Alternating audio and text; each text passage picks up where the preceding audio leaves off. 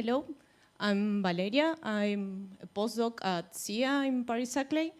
So today I want to talk about the CME deflections, but actually, like Manuel said yesterday, I want to present the problem. I haven't applied any techniques of machine learning in this study, but I think the problem has a lot of potential to be addressed by some of the techniques that we've seen during these talks. So first of all, what is a deflection for us? So we see is the deviation of the radial direction of propagation. So we see, for example, in this movie, that we have an eruption filament in the south of the sun, near the South Pole, and is deflected toward the equator. So we consider the radial direction of the source region according to the position of the source region. So why is important to study this? Because, of course, when we want to do some forecasting, we need to know if the CMEs is going to impact the Earth or another object, satellite or anything. So it's important to ascertain the direction of propagation of it. So some of the structures that, magnetic structures that are involved in this deflection are the heliophoric current sheet. That is well known that during solar minimum, there is a systematic behavior of CME's deflection towards the heliophoric current sheet because it has like a minimum energy, magnetic energy. Also, the other structures that are involved are the coronal holes and the active region that they act pushing away the CME from these structures. So what we did here is, okay, we say we want to study the CME deflection in a different part of the cycle, and also taking advantage of the quadrature position of the stereo spacecraft and the Earth spacecraft. So we studied all the events that happens during this year. And we take the events from a filaments catalog, in total 118 events from this catalog, and we check for the CMEs related to these filaments. From these 180, we only find 23 events that has an apparent deflection. What I mean with this is a deflection in the plane of the sky, just measuring the position angle. And we keep the events with a larger deflection than 20 degrees. And for these 23 events, we only kept 13 events, so very poor statistics, I know, but compared to all the talks that we've seen. But all these events, they have like a 3D deflection, larger than 20 degrees, and also we kept this because we could fit the CMEs and the prominence also with time and height. So what we did was to track the apex of the prominence. So we tried to follow the part of the prominence that is erupted and determine the 3D coordinates. And we also apply the GCS model to the CME to determine the coordinates. Then, having in mind that the magnetic structures have important influence on the deflection, we use the potential source surface extrapolation to determine the magnetic energy density at different heights. So we did this for all the coordinates for the prominence and the CME. And we found that we calculate then the angle between the direction of the trajectory of the prominence and the CME and the gradient of the magnetic energy. So if we have an angle in between 120 and 180, it means that the trajectory is aligned with the direction of magnetic energy decrease. So most of the CMEs, which are in magenta, in pink, we see that most of the CME tend to align with this direction of magnetic decrease, but instead the prominence, the behavior is more fluctuating. So it's hard to determine. And we can see also that in the plot on the right, where we can see the angle for each event, and we see that the dispersion bar of the angle for the prominence is quite large for most of the events. So, well, this is what I just said. So what about prominence? What else can we say about that?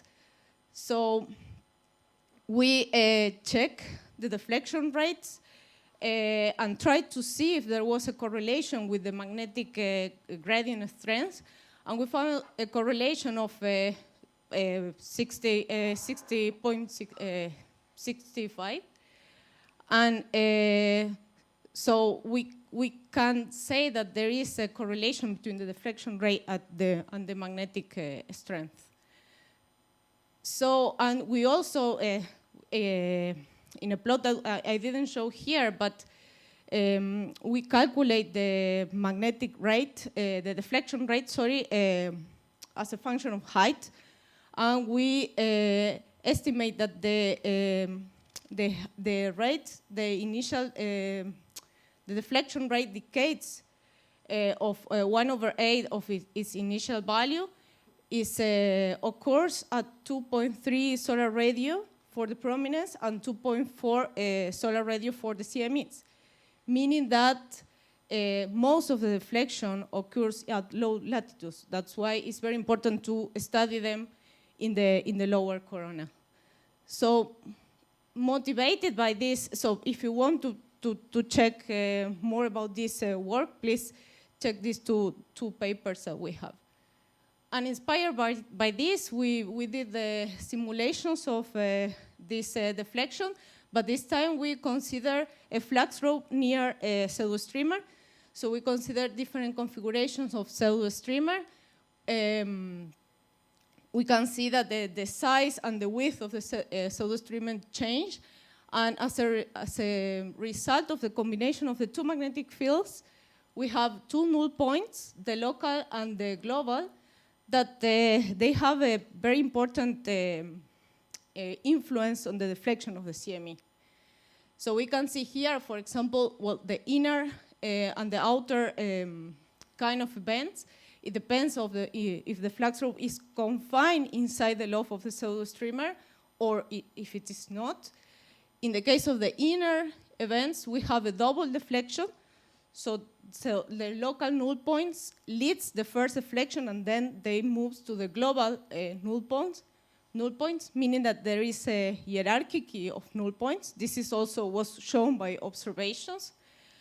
And in the case of the outer events, they only have a single deflection, so they seem that they don't care about the global null point. They are just led by the local null point. And we also have some cases where the eruption fails, and we started to wonder why this happens.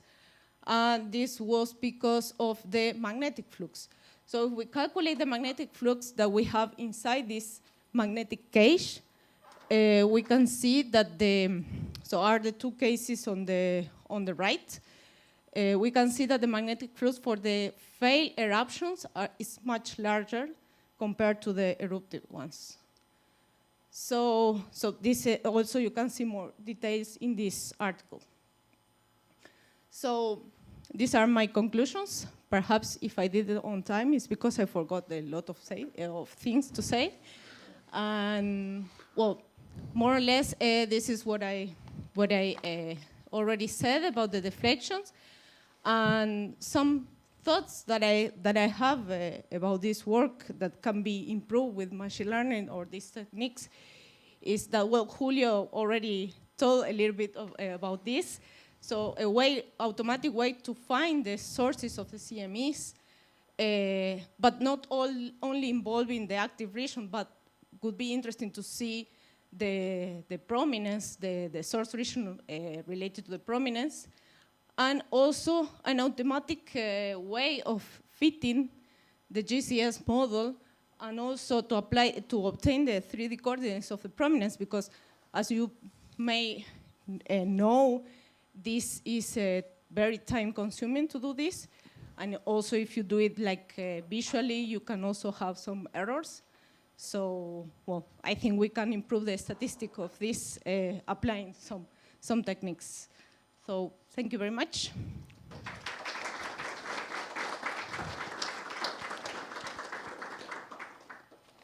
Thank you. Thank you for your talk. So we have a question. Sean, please. Great, thanks. It's a very interesting talk. I guess two related questions. Have you ever seen a CME deflected northward? And then a follow-on is, do they not always basically end up in the ecliptic, so that they would always, if they're Earth-directed, going to hit the Earth? Like, you'd never have one deflected so far out of the ecliptic that it wouldn't intersect with the planets, essentially. Well, you can have, for example, in the solar maximum, you can have anything, I think. Because, for example, in the solar minimum, you have the deflection towards the equator because you have the coronal holes in the north and in the south. But then when you are near the solar maximum, you have like a completely different distribution of this. So I think you can have to any direction the deflection. Thank you. More questions? Please, second row from the left. When you say 3D coordinates of prominences, what do you exactly mean by 3D coordinates? It's we define, well, in the paper I haven't put the formula here, but we consider using spherical trigonometry. We define a 3D angle according to the latitude and longitude of the source region and the CME. So that difference, but in the 3D space, that's what we call the 3D deflection. Right, and how are you planning to use that if you have those 3D coordinates? To use the 3D deflection? Yeah, it's very easy because you only need the longitude and the latitude as an input, and you calculate the 3D deflection. That's it. Okay. So you only need the latitude and the longitude of the source region and the latitude and the longitude of the CME. Yeah. And with that, you have the 3D deflection. Okay, thanks. You're welcome. Normal questions? Thank you so much. Thank you so much.